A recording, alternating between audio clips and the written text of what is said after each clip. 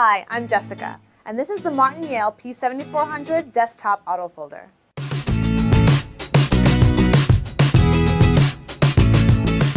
The P7400 can do 4 different types of paper folds, each with their own unique applications. Here's how it works. The first step is inserting paper into the rear paper feed. Next, set up the fold type by lining up the paper stops on both the front and the back fold tables to the desired fold type icon. After setting the fold type, turn on the machine by first pressing the green button and then pressing the rocker switch. The P7400 will begin folding paper automatically.